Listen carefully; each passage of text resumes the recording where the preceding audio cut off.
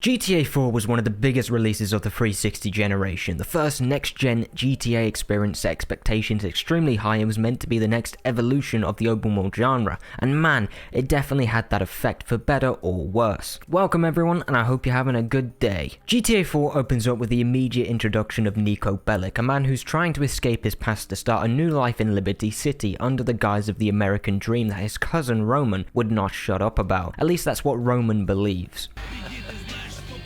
Shit, man, I'm still a Dutch drunk. Touch! My cousin is here! Whoa, We got to come on, relax. What up? There's more to Niko than the opening allows you to believe, but we'll talk about that a little bit later. From here, Niko once again ends up in the wrong crowd, leading him down a life of crime in pursuit of a goal we know little about until a little later on. But before all that, you've got to drive taxis. Now from here, I won't spoil anything until later. I'll leave timestamps in the video for when the spoilers start in case you don't want to know any more about the story. GTA 4 was meant to be a full next-gen experience not held back by the previous consoles, and it showed. The Euphoria physics system is already incredible, and combined with some surprisingly good gunplay creates a really great gameplay experience. Watching enemies and innocent NPCs react to being shot and wounded still feels somewhat next-gen for me. Shooting enemies in the leg will cause them to limp, or hitting them in the abdomen will cause them to lean over while desperately running away only to collapse 20 seconds later after the adrenaline wears off. Get this blood clot.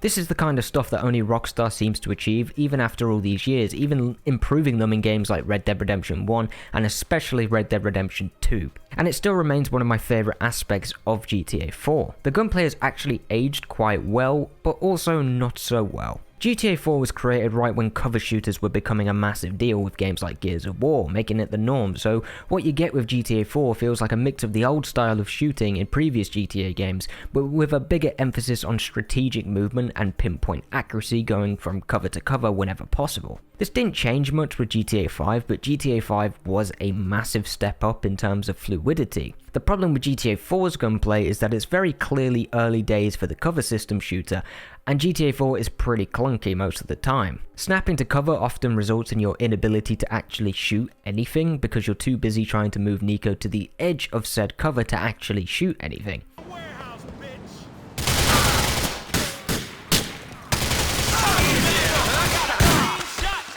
The cover system, when it works, is good, you know. It's basically Max Payne 3 and Red Dead Redemption 1's cover system, but just a little worse due to it being Rockstar's first attempt. You can even blind fire when you're in the right position, and it works well enough, especially when you use a mouse to free aim.